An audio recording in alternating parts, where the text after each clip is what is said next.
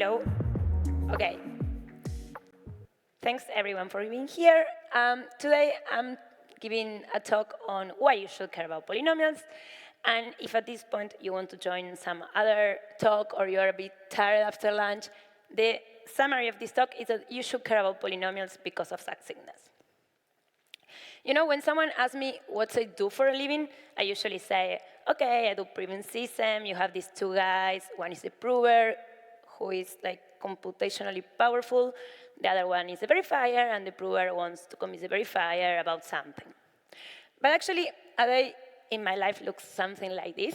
And if I have the chance to talk to someone that actually knows a bit about mathematics, someone that knows what a polynomial is, I usually say I do polynomials for a living. I manipulate polynomials, I multiply polynomials. And if I can go even a bit further, I usually do the following speech. I say that polynomials are very powerful for proving system because imagine you have a big set of data, a huge one. And when I say huge, I mean 2 to the 20 elements. That's your data. And you can always put it in a vector. And if you have a vector, you can easily have a polynomial. For a vector of size m, we can have a polynomial of degree m minus 1, where each coefficient corresponds to one element in the vector. This polynomial is also huge, has basically the same size as the vector, but once you take the polynomial and you evaluate it in one point, you have just one number, one element. So it doesn't matter how big your polynomial is, whenever you get the chance to evaluate it, you end up with just one number. So this is what succinctness is about in this in the world of polynomials. But I mean, what I have just presented is a bit useless. I mean, I can compress the polynomial into something very small. So I have this huge set of data, and I represent it in a very succinct manner. But what can I do after like evaluating a polynomial in a public number? So this is like the framework for using polynomials in succinct proofs. And we have to be able to have something useful, we have this theoretical primitive that is polynomial interactive oracle proofs, or PIOPs. I'm not going into the technical details at all. But a polynomial PIOP is an interaction between a prover and a verifier, where the prover wants to convince the verifier about something. And the way they communicate is that the prover sends polynomials, and the verifier sends messages, usually random field elements. And the verifier can query these polynomials. These polynomials are the oracles. The verifier can query a polynomial means asking for an evaluation of this polynomial in some point. So accessing somewhat this data, but not in the clear, because that's too much. That's very expensive. And the only thing I'm going to say about like polynomial IOPs for succinct arguments is that we can compile them into a succinct proof. What does it mean? If I want to do a proving system, I can do it using a polynomial to encode my data, and later this will be evaluated in one element, and then it will be succinct, and so on and so forth. If you want to know more about this, there will be a talk about KCG and setup ceremonies at 4:45, I think. And you will go deeper in this compiler. But for now, I just care about the polynomial IOPs, which kind of proving system we can build. So imagine that this element I'm going to commit to evaluate my polynomial at is a secret element. Neither the prover or the verifier know it. That means it has to be generated by a trusted party. But if the prover and the verifier have access to all the powers of this element, up to this degree of the polynomial, in this case, n minus 1, then they can manipulate it. They can manipulate this element without having access to it. And then they can commit to the data in a way that is succinct, but that will also be useful. So we evaluate the polynomial in some secret element, we have a number. Now, once we have this number, or this group element actually, the prover has to convince the verifier, hey, this is a polynomial that encodes the data. And whatever I'm doing with this polynomial, it's something that I'm actually doing to the data. How will the prover convince the verifier that this polynomial, that this element is actually a polynomial? By doing polynomial stuff. So I have a random group element, but I do polynomial stuff with it, then it should be a polynomial, and I should know it. What is polynomial stuff? It could be proving some relation. So if I have one polynomial and let's say the other two are known polynomials, I prove some relation between them, some quadratic relation. It could be the case that from the commitment, from this succinct representation of the polynomial, the prover can prove that it knows openings of the polynomial. And this could be public information that the verifier already has. Like the verifier doesn't know the data in the clear, but it knows that this polynomial evaluates to a certain point in 47. So if the prover can convince me this is the encoding of a polynomial that evaluates at that value in 47, I may get convinced. It could also be the case that the verifier knows some of the elements of the original vector, and the prover can convince, hey, this commitment, this succinct representation has a specific number in position j. The same specific number the verifier knows is there. So by proving stuff about this polynomial, about this committed element, the prover can actually convince the verifier, hey, I have a polynomial. And more succinct arguments are really based on the power of PIOPs. You may have heard of PIOPs or algebraic holographic proofs or polynomial holographic proofs, but for today, for us, the concept is the same. So we have PIOPs to prove many relations from the data. For instance, we can do a Hadamard product with our data. So we have this vector, huge vector, and we can do the Hadamard product from a polynomial encoding using a PIOP with another element. That means that the prover will convince the verifier that the Hadamard product between two vectors is a third vector, in this case C, right? So the Hadamard product is the entry-wise product. So I can take my data and do the Hadamard product with other piece of data, potentially public, potentially secret. What else can we do? We can do a sum check. If you are familiarized with succinct arguments, I'm sure you have listened about the sum check many times already. In a sum check, in a PIOP for the sum check relation, the prover wants to convince the verifier from an encoding of vector v that all the elements of the vector sum to an element, right? So I have vector v, v1 plus v2 plus v3, so on and so forth, equals sigma. And then another relation that I find super interesting, and I know it's like kind of a bottleneck to understand succinct arguments, is to sample in the row space of a matrix. So let's say I want to go further with my data, and I want to use a matrix instead of a vector. Matrices, you can think of a matrix as n vectors. We have quite a bunch of efficient PIOPs to manipulate vectors, but it's not the case for matrices. Matrices are potentially too big for us. So what we can do with a PIOP, and this is presented first in Marlin, it's sampling in the row space of the matrix. So I have a matrix, and I convert it into a vector. In order for this to be meaningful, the coefficients of my linear combination of the vectors that are in the row space of the matrix must be, they must be random. But the prover can convince the verifier, hey, this vector, it's actually a vector sample in the row space of the matrix with uniformly sampled coefficients. This is absolutely not trivial. We don't know how to do it for arbitrary matrices, just for sparse one in an efficient way. But for now, we would just assume it's any matrix.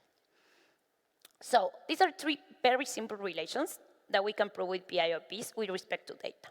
These are ways we can manipulate our data. And then I see a lot of confusion between polynomials like KCG. It's like, whenever we talk about polynomial commitments, seems like we are talking about KCG, but that's not the case. What I've mentioned before are like characteristics for any kind of polynomial commitment, and KCG is a specific one. My favorite, if you ask me. KCG is a paper published in 2010 by Katay, Severuch, and Goldberg, and among other contributions there, they describe a polynomial commitment scheme. So a polynomial commitment scheme is a scheme where you should be able to commit to a polynomial, meaning to represent it in a succinct manner, and then to open it. Yeah, to prove to the verifier that when you evaluate it to a specific number, you get another specific number. So to commit in KCG, we use random uniform sample elements in the power of some generator in a cyclic group, where discrete log is difficult. What does it mean? I give you g to the tau, and I give you g to the tau to the power of 2, and to the power of 3, and so on and so forth until m, which is the degree of the polynomials I want to manipulate. And even though you have access to all these powers, you cannot get tau. Right? So tau is our secret element. This is our lock. But the prover and the verifier can manipulate it with algebraic operations without accessing it. So this is succinct, and it will be useful as well. So let's say our prover wants to convince the verifier a polynomial f evaluated in alpha is s. So what the prover will do is calculate the quotient between fx minus s over x minus alpha. In other words, if actually f of alpha minus s vanishes, f of x minus s vanishes in alpha, x minus alpha should divide that. And then there must be a polynomial that is the quotient without any rest of this division. So with just one polynomial that the prover won't send in the clear but committed, we are still living in PIOPs land, so we don't care about the commitment, our prover can convince the verifier of this opening. And KCG is very powerful.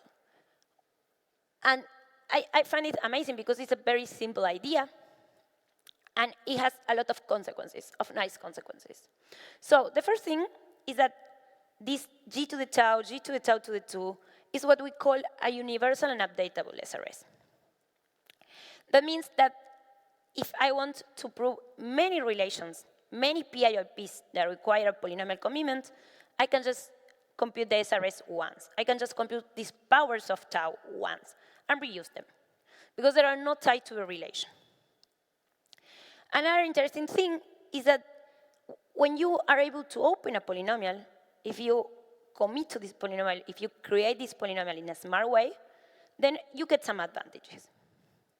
For instance, before I was giving the example using the monomial basis, right? We were constructing a polynomial with the monomials of x.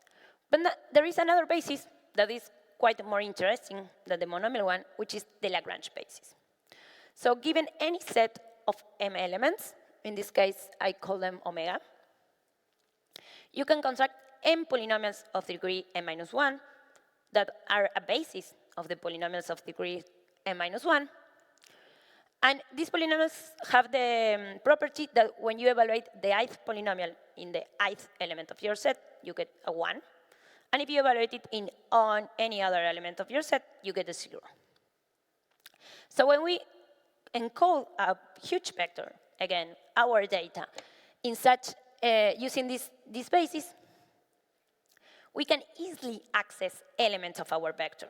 So imagine you have this huge piece of data where you know you may want to be able to open just elements of your vector, right? Not the entire polynomial evaluated in a point, but one element.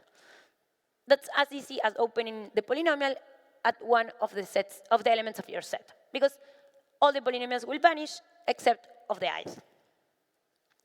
So the proof is a simple KCG proof, and you have access one element. In the monomial basis, this is not as trivial. This is not as elegant. Another nice thing is that there is a result by Fejs and Kovratovic, actually have been around in blog posts for quite a while, but the paper was out this year, where they say, if you have this vector that you encode as a polynomial, And you know you will want to access the different positions of this vector. Quite often, you can just pre-compute them all. And if you pre-compute them all together, you save a lot of time. So if I do all the openings at once, that will require way less time than computing them one by one. So I compute them all, I store them, and then whenever I'm asked to open one position, I just take the proof I have stored and spend 0 time. Just send it. And in a result after that, also Face Kovratovic and Tomescu and others prove that you can use these pre-computed proofs to aggregate. What does it mean if I want to open many positions instead of just one? I can take these individual proofs and aggregate them. So instead of having to compute a new proof that will take time n log n, you will have to work only for the time of the size of the subset. So if your vector is 2 to the 20 and you want to open 3 positions, instead of doing 2 to the 20 times 20 work, you are just doing 3. So it's a huge saving. And this is specifically to KCG openings. So the fact that you can open, you can recover elements of your vector, specific positions, the fact that you can pre-compute the proofs, and the fact that you can aggregate them, that's only for KCG.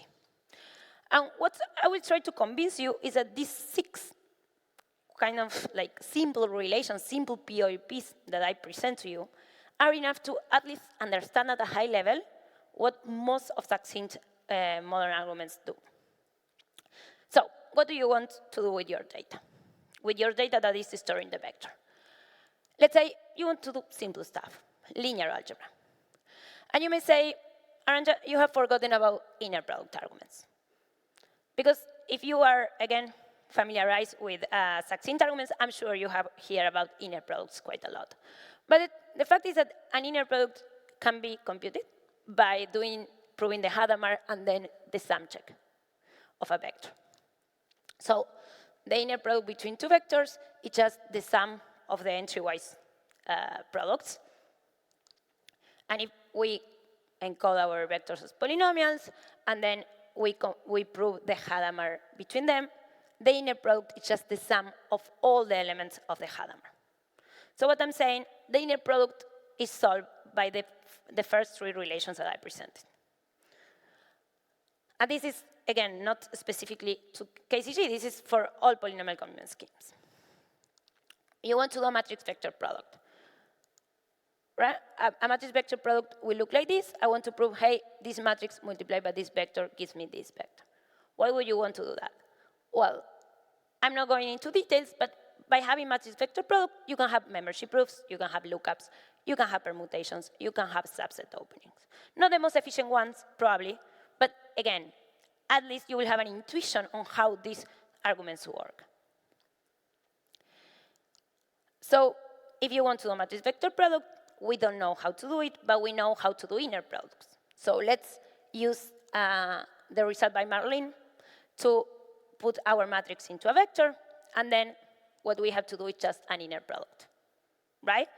The vector on the right has to be sampled with the same coefficient as the matrix, and easy peasy. We just do the inner product. Okay, let's go to something more complicated. Do we want to do SNARKs?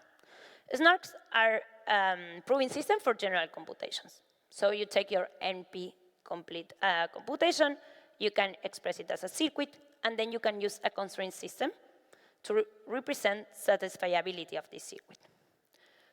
And SNARKs are proving system for NP-complete relations.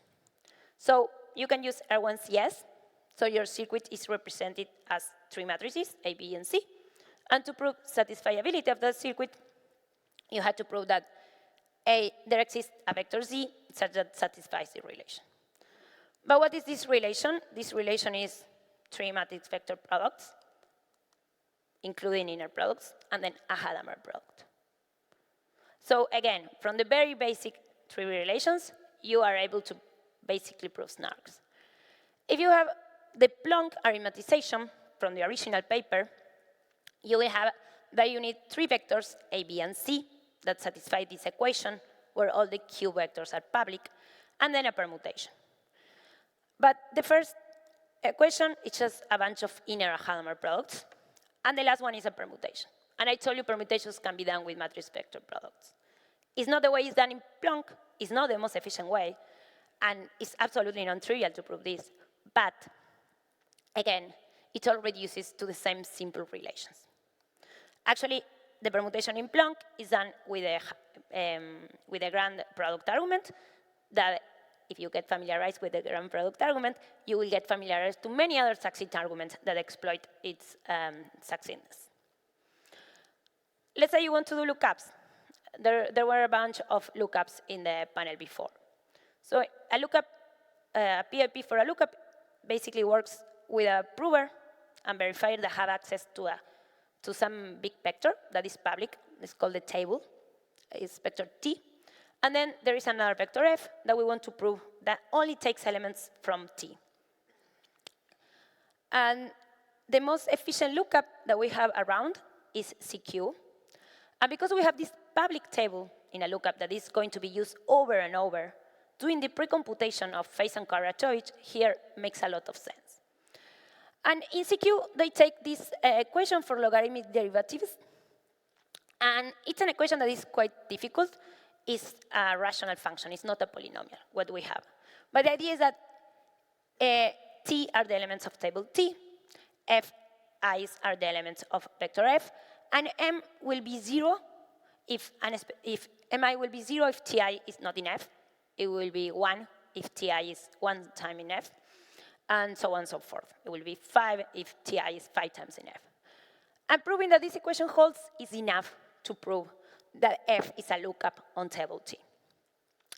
But as I said before, this is not a polynomial, and succinct arguments really work with polynomials. So what they do is put it in a vector, separate each term of these sums, and put them as a specific element of a vector, and then use polynomial PIOPs to prove this vector is well formed. The vector is evaluated in a beta, so we can get rid of x, a random element. And then once they use a PIP to prove well formation of this vector, everything you have to do is a sum check on both of the vectors and prove that the sum check is equal for both vectors. Then another lookup that is joint work with some of the people of the foundation, and Ariel and Carla, is Baloo. In Baloo, we do, I think, quite more simple in terms of the equation. We say a matrix lookup is a matrix vector product. You can have a matrix of ones and zeros that selects the elements of your table that will be in your vector F. It's not as, again, it's not as trivial as I am explaining it now, but if you understand that this kind of matrix represents a lookup, you will understand the high-level idea of Baloo and of Lasso as well. Then you have to do a matrix vector product.